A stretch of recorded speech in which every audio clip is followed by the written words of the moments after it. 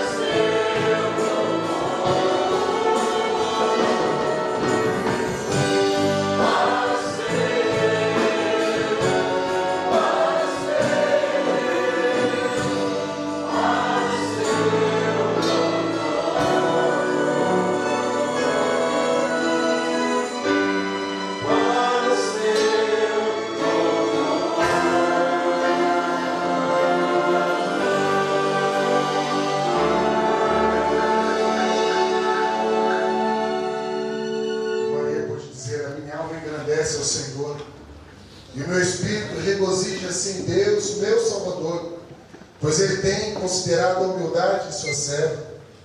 Porquanto eis que daqui em diante todas as gerações te chamarão de abençoada, porque aquele que é poderoso e fez grandes coisas, e santo é o seu nome. Esse Deus Todo-Poderoso, Ele está aqui entre nós. E nós podemos glorificá-lo. Podemos também colocar diante dEle tudo aquilo que aflige a nossa alma, aquilo que perturba os nossos corações.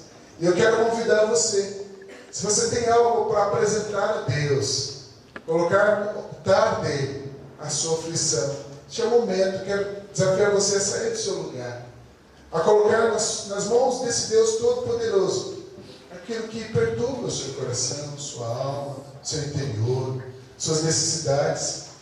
Nós estamos pensando no altar, e esse é o momento de você também colocar suas aflições, como nosso irmão, não importa, em pé, joelho, é reconhecendo que quem Ele é Deus, Ele é Senhor de todas as coisas, Ele está acima de todas as coisas, Ele criou todas as coisas.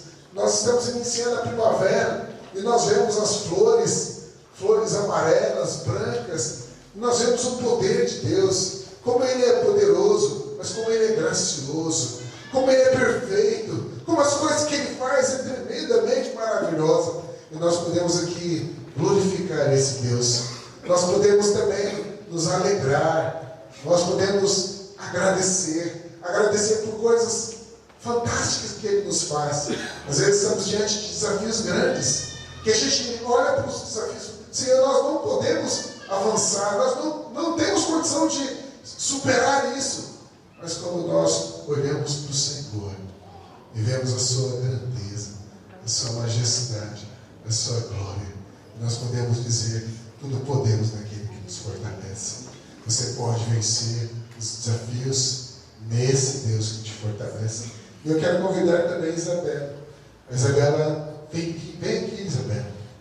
Ela esteve diante de gigantes, mas ela confiou no Senhor. E hoje ela está aqui para dizer: foi Deus que ajudou ela a ser campeã paulista. Foi campeã paulista. E essa medalha vai dar a ela a porta para participar do brasileiro. Ajudou, mas para a glória do Senhor. Vamos orar. Vamos colocar as nossas aflições, os nossos agradecimentos diante desse Deus tão poderoso e majestoso. Poderoso Deus, aqui estamos nós, Senhor. Primeiro para reconhecer, ó Deus, que Tu és o nosso Deus.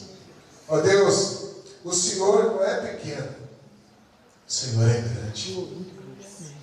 Não foi nós que o criamos, nós fomos criados. Não é o Senhor que é a nossa imagem, é nós que somos a sua imagem e semelhança. Mas o Senhor é muito maior do que vemos, imaginamos. Não há nada impossível para o Senhor. O Senhor é aquele que resgata aquele que está caído, abatido. O Senhor é aquele que tem poder para dar vida àquele que não tem mais vida.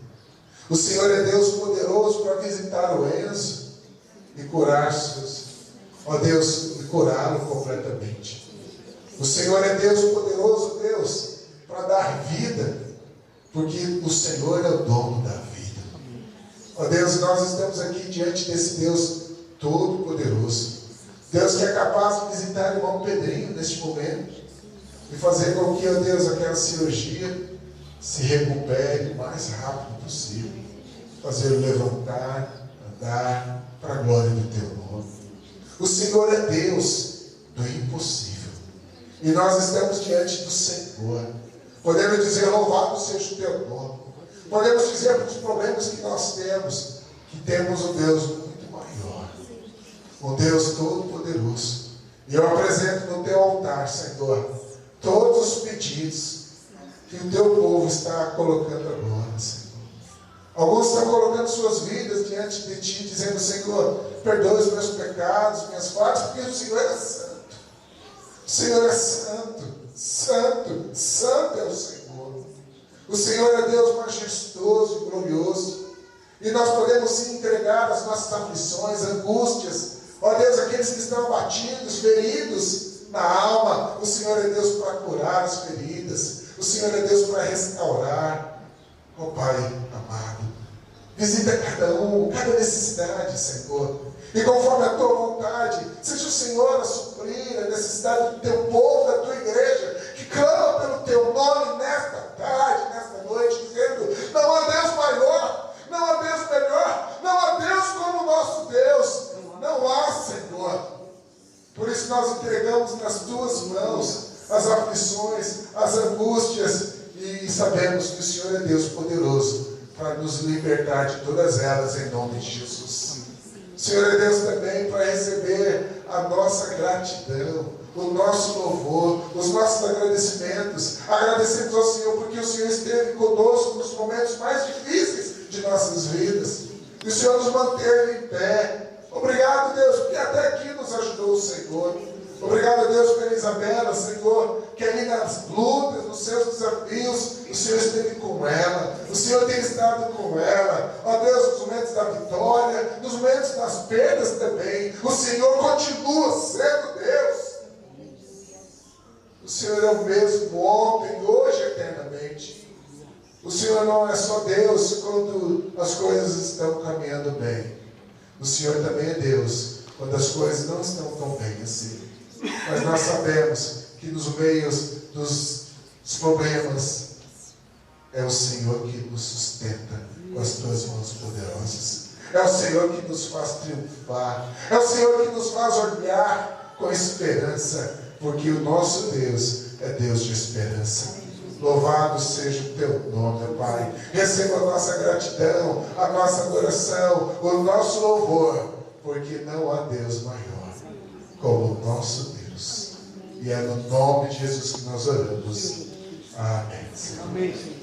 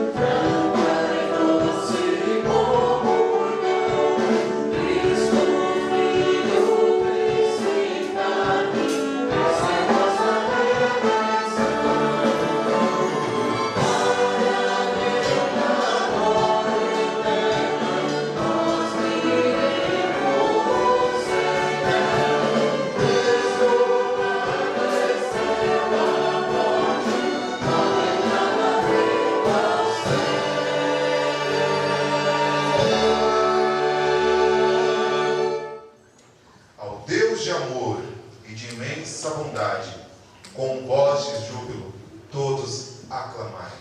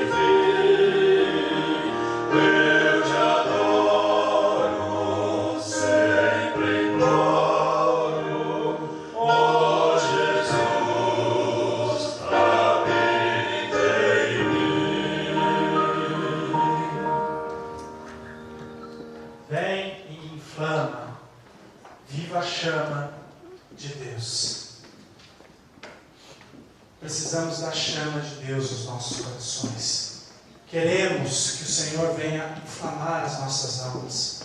Para tanto, nós precisamos nos render ao Senhor. Nós precisamos rasgar o nosso coração diante da presença dEle. Nesse momento nós vamos orar ao Senhor. E eu quero desafiar você, ó igreja, a neste momento abrir o teu coração, fazer uma revisão de vida, lembrar, trazer à memória o pecado, as nossas falhas.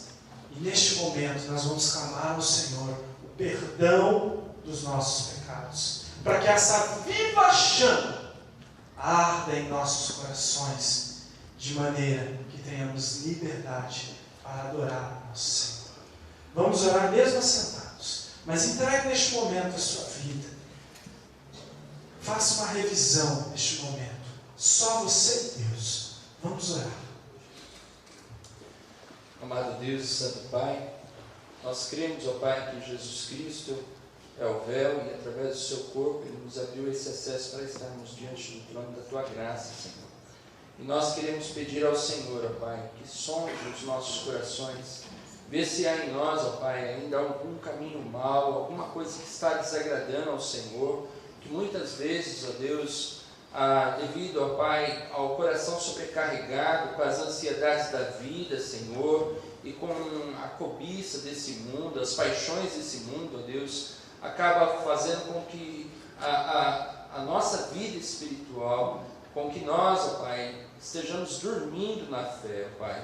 E nós pedimos ao Senhor agora, neste momento, ó Pai, que Teu Santo Espírito possa estar nos mostrando tudo aquilo que está errado em nossa vida, tudo aquilo que não agrada ao Senhor, ó Deus, para que possamos a partir de hoje, ó Pai, colocar sobre o Teu altar e ó Pai, estar ali confessando, Senhor, diante do Senhor, todos os nossos pecados. Pedimos ao Senhor, nos perdoe, Senhor, se em alguma coisa, ó Pai, fizemos, que desagradamos ao Senhor, que colocamos, ó Pai, coisas ou pessoas em primeiro lugar na nossa vida, ó Deus, desagradando ao Senhor, ó Pai, fazendo com que o Senhor se entristeça, ó Pai, com essas atitudes, ó Deus. Então pedimos ao Senhor, nos perdoe por pecados de pensamentos, de palavras, de atitudes, ó Deus, que muitas vezes, ó Pai, entristecem o Teu Santo Espírito e impedem a ação dele em nossas vidas, ó Pai. Então nós clamamos ao Senhor e pedimos a Ti, ó Pai, que o Senhor nos perdoe em nome de Jesus Cristo, que o sangue de Jesus agora nos purifique de todo pecado, Deus, e assim nós possamos estar com o nosso coração limpo e alegres diante da Tua presença, para Te louvar, Te adorar, bendizer o Teu santo nome, com uma consciência tranquila, sabendo que agora o Senhor nos purificou de todo pecado, Deus. Se alguém ainda aqui também, ó Pai, que não entregou a sua vida ao Senhor Jesus Cristo como Salvador e Senhor, ó Deus, e sente a culpa do pecado, ó Deus, Teu Santo Espírito está agora o convencendo do pecado, ó Deus, que agora ele possa também estar entregando a sua vida ao Senhor Jesus, confessando seus pecados diante do Senhor e crendo no sacrifício remidor de Jesus Cristo, que além de nos perdoar de todos os pecados, nos dá uma nova vida, um coração puro, um coração que pode adorar ao Senhor e que pode bendizer o Teu santo nome.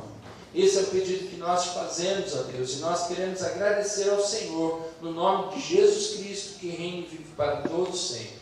Amém, Pai.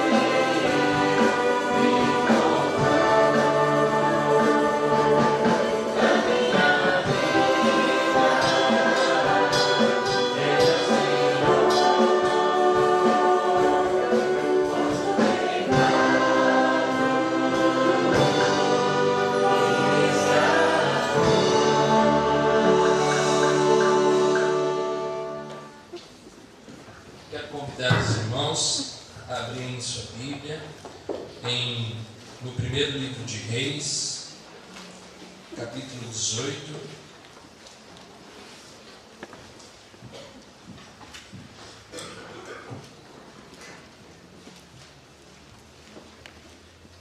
Primeiro livro de Reis, capítulo 18. Nós estaremos lendo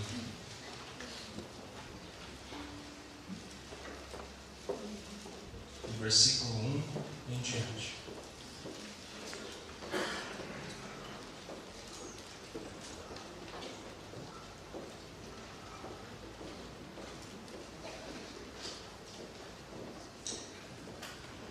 Depois de um longo tempo, no terceiro ano da seca, a palavra do Senhor veio a Elias: Vá, apresente-se a Acabe, pois enviarei chuva sobre a terra. E Elias foi.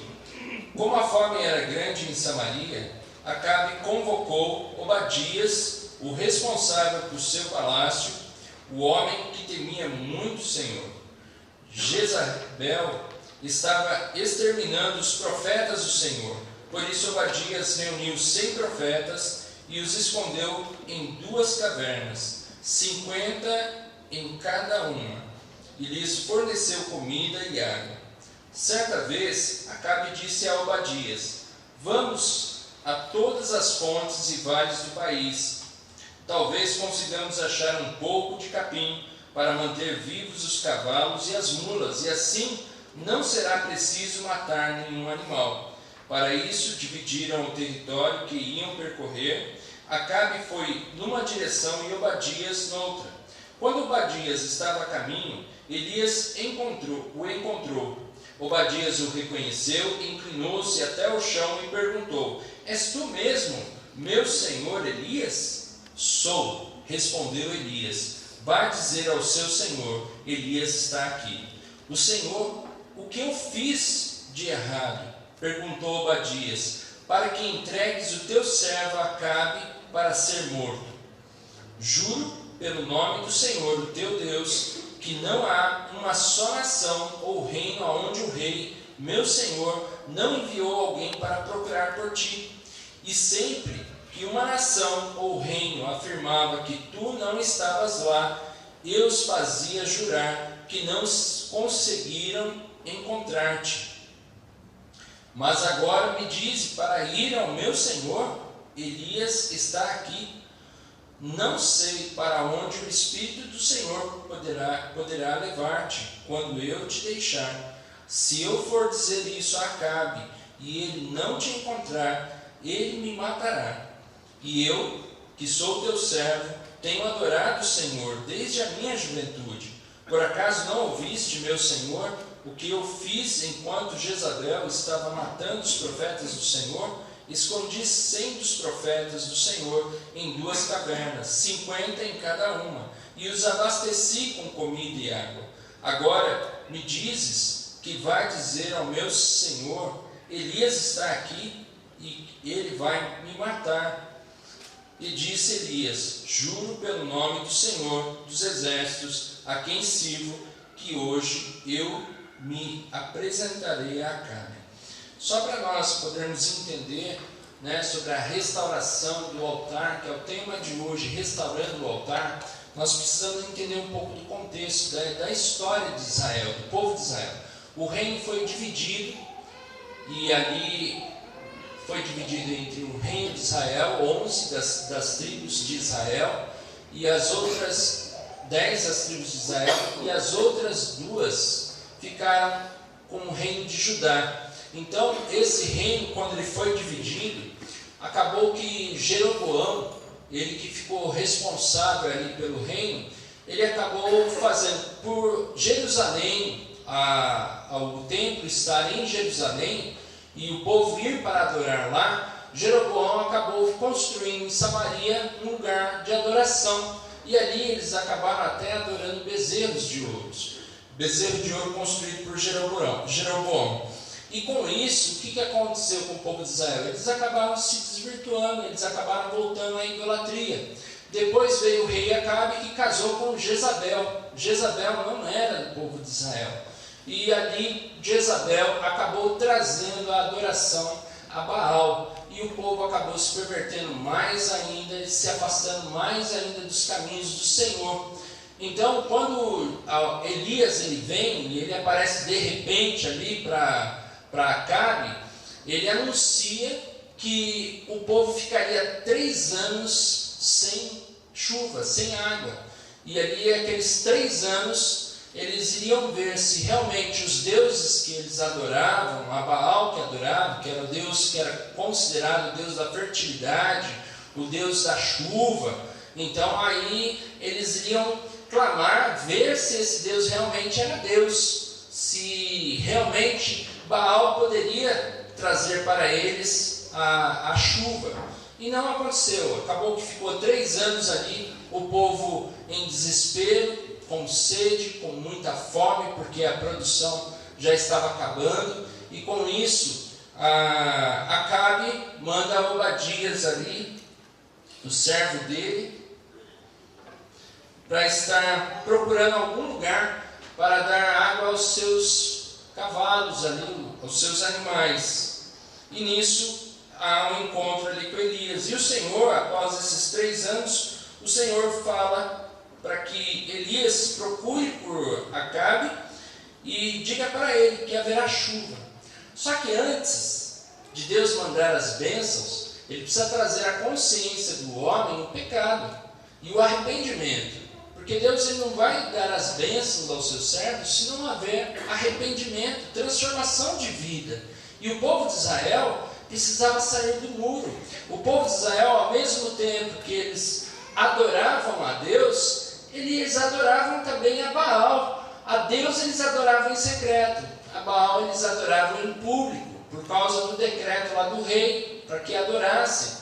Mas a palavra de Deus ela nos diz que nós não podemos servir a 2 senhores. Ou nós amaremos um e odiaremos o outro, ou serviremos a um, ou desprezaremos o outro. O próprio Jesus mesmo, lá no tempo em que ele esteve aqui, os fariseus achavam que adoravam a Deus, mas Jesus mostrou que no coração deles havia idolatria também. E a idolatria do coração ali daqueles fariseus, na verdade, era a ganância, era o dinheiro. E Jesus fala assim, olha, aquele que tem muito valor para você é desprezível a Deus, porque tudo que toma o primeiro lugar de Deus na nossa vida é idolatria. Então, o que Deus está querendo trazer para nós hoje, para nós refletirmos e pensarmos? Qual é o ídolo do nosso coração? Será que nós estamos ainda carregando algum ídolo no nosso coração? Alguma coisa que está tomando o primeiro lugar de Deus na nossa vida? Talvez pode ser um parente, pode ser um filho, onde nós não aceitamos que Deus venha tirar de nós, ou às vezes nós não aceitamos em que Deus ele permita situações na nossa vida em que nós não aceitamos situações na nossa vida em que o que nós estamos passando, a situação em que nós estamos passando, e ali acaba trazendo aquela tristeza ao nosso coração, aquela tristeza profunda. Por quê? Porque nós amamos certas coisas na nossa vida e não aceitamos que Deus tire de nós, que Deus mude na nossa vida. Talvez pode ser um emprego, pode ser um lugar onde nós estamos passando, uma situação em que nós estamos passando, e nós temos aquele apego que nós não percebemos que aquilo se tornou um ídolo no nosso coração. E o que Deus ele quer de nós? Ele quer que nós reflitamos.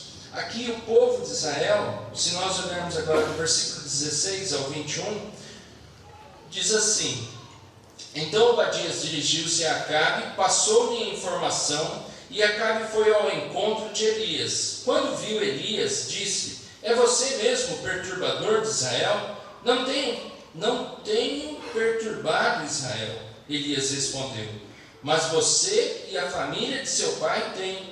Vocês abandonaram os mandamentos do Senhor e seguiram os Balaíns. Agora convoque todo Israel, todo o povo de Israel, para encontrar-se comigo no Monte Carmelo, e traga os 450 profetas de Baal e os 400 profetas de Azerá, que comem à mesa de Jezabel. Acabe convocou então todo Israel e reuniu os profetas no Monte Carmelo. Elias dirigiu-se ao povo e disse: até quando vocês vão oscilar de um lado para o outro? Se o Senhor é Deus, sigam. Se Baal é Deus, sigam. O povo, porém, nada respondeu.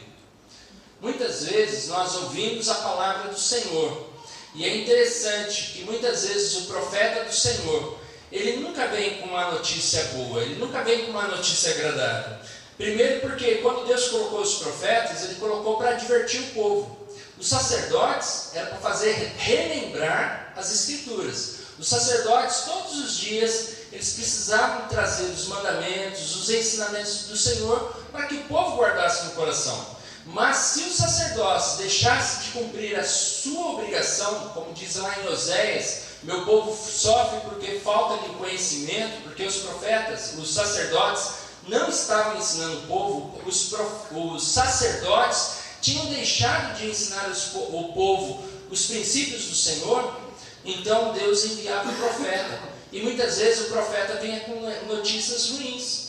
Ele vinha com notícias do que? Se vocês não se arrependerem, o Senhor vai castigar vocês. O Senhor vai mandar vocês para o exílio. O Senhor vai mandar, vai tirar as coisas que vocês têm, os bens de vocês, a família de vocês. Então o profeta, ele sempre trazia uma notícia que não agradava ao povo. Mas essa era a vontade de Deus. Deus, ele nunca quer nos castigar, Deus nunca quer tirar as bênçãos da nossa vida sem antes mostrar aonde nós estamos errando. Ele nos dá uma chance, assim como foi com Caim, por exemplo. Caim estava lá chateado com o seu irmão, com inveja, porque Abel estava apresentando a oferta no altar, que agradava ao Senhor, mas Caim, a maneira como ele ofertava ao Senhor, não agradava ao Senhor. E Deus falou: Caim, por que teu semblante caiu? Se você não fizer o certo, você acha que eu não vou aceitar? Claro que eu vou aceitar. Olha, mas o pecado está à porta, e ele está te seduzindo, mas você precisa dominar. Então sempre Deus, antes que a gente venha a tropeçar ou a cair, quando nós estamos no caminho errado, quando nós estamos tendo atitudes erradas na nossa vida, o Senhor sempre vai falar aos nossos corações, sempre nos advertir. Por quê? Porque Ele nos ama. Assim como um pai ama seu filho, e quando vê seu filho no caminho errado, fazendo uma coisa errada, ele precisa disciplinar aquele filho, o nosso Pai Celestial também, quando Ele nos vê adorando outros deuses, ídolos do coração, como hoje nós temos vivido, nesse mundo tão pós-moderno, onde existe tanto o narcisismo, a adoração a si próprio, existe um individualismo, onde as pessoas só pensam em si, só pensam em satisfazer o seu próprio prazer, não pensam na dor do semelhante, não pensam na dor do próximo, só querem tirar lucro das coisas. Isso é uma idolatria. Isso para Deus desagrada muito ao Senhor, porque é o culto ao eu. E o Senhor, Ele está nos chamando a atenção hoje, querendo mostrar para nós aonde está o nosso coração. Será que o nosso coração está totalmente devoto a Ele? Será que nós estamos realmente dispostos em fazer a vontade dEle a qualquer circunstância, em qualquer situação?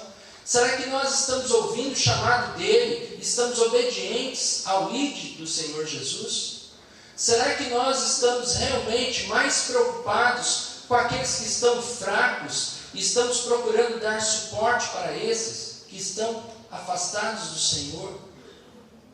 Quando nós colocamos a nossa vida em primeiro lugar, quando nós buscamos fazer a nossa vontade em primeiro lugar, isso na verdade, Deus passou a tomar o segundo lugar. Ele já não tem mais o primeiro lugar na nossa vida. E aqui o povo de Israel, ele era um povo que servia dos dois lados, servia a Deus e servia a Baal. E por isso eles não responderam, porque eles queriam ver algo acontecer. Eles ainda acreditavam que Baal pudesse mandar chuva, porque olha só o que o profeta Elias, o desafio que ele faz. Versículo 22: Disse então Elias: eu sou o único que restou dos profetas do Senhor, mas Baal tem 450 profetas. Tragam 2 novilhos, escolham eles um e cortem-no em pedaços, e ponham sobre a lenha, mas não acendam fogo.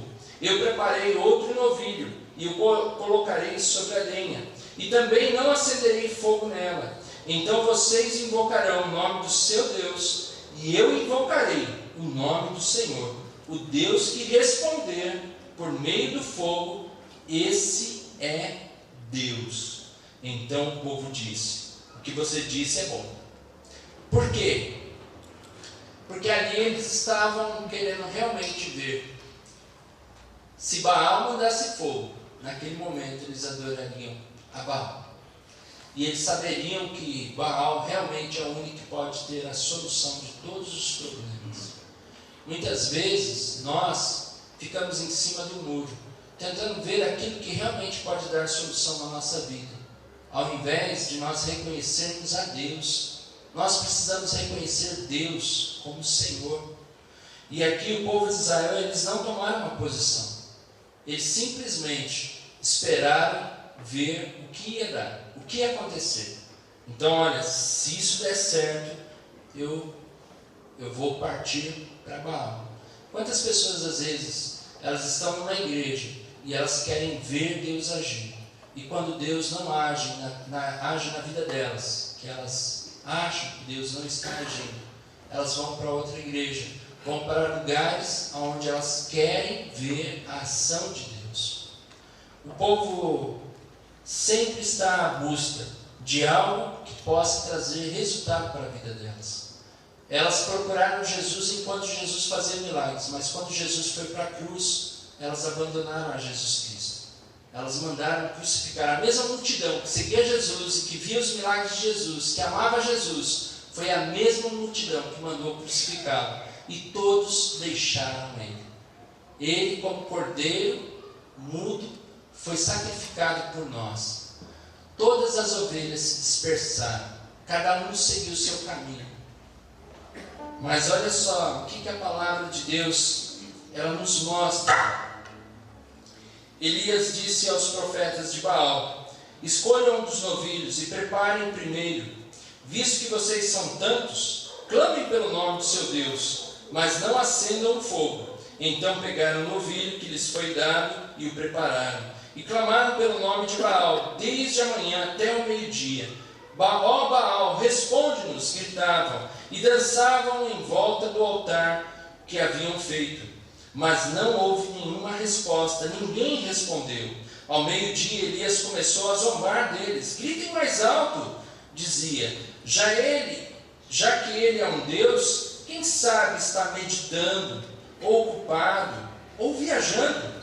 Talvez esteja dormindo, ou precise ser despertado. Então passaram a gritar ainda mais alto, e a ferir-se com espadas e lanças, de acordo com o costume deles, até sangrarem.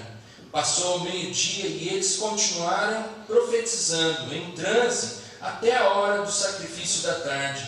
Mas não houve resposta alguma. Ninguém respondeu, ninguém deu atenção. Então Elias disse a todo o povo: aproximem-se de mim. O povo aproximou-se, e Elias reparou o altar do Senhor, que estava em ruínas.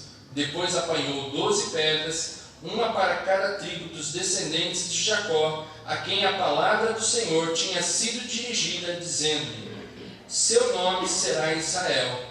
Com as pedras construiu um altar em honra ao nome do Senhor, e cavou ao redor do altar uma valeta na água, na qual poderiam ser semeadas 2 medidas de sementes. Depois arrumou a lenha, cortou o novilho em pedaços e os pôs sobre a lenha. Então lhes disse: encham de água 4 jarras grandes e derramem sobre o holocausto e sobre a lenha. Façam-no novamente, disse, e eles fizeram de novo.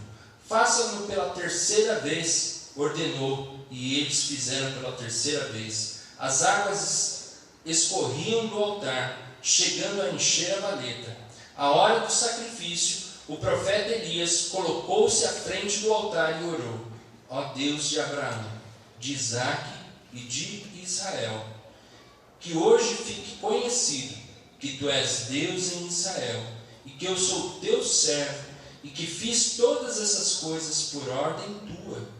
Responde-me, ó Senhor, responde-me, para que este povo saiba que tu, ó Senhor, és Deus, e que fazes o coração deles voltar para ti. Então o fogo do Senhor caiu e queimou completamente o holocausto, a lenha, as pedras e o chão, e também secou totalmente a água na valeta. Quando o povo viu isso, todos ficaram prostrados e gritaram: o Senhor é Deus, o Senhor é Deus. Quando nós confiamos no Senhor, Ele responde às nossas orações. Quando nós buscamos fazer a vontade de Deus, nós vemos que realmente a vontade de Deus é boa, perfeita e agradável. Elias, ele reparou o altar do Senhor. Aquele altar talvez havia sido feito por um dos patriarcas do Senhor. E nesse altar que estava quebrado ali, ele colocou as 12 pedras de Israel, que significam o quê? Essas pedras, na verdade, elas simbolizam o povo de Israel, a presença do povo de Israel ali, e mostrando que na adoração,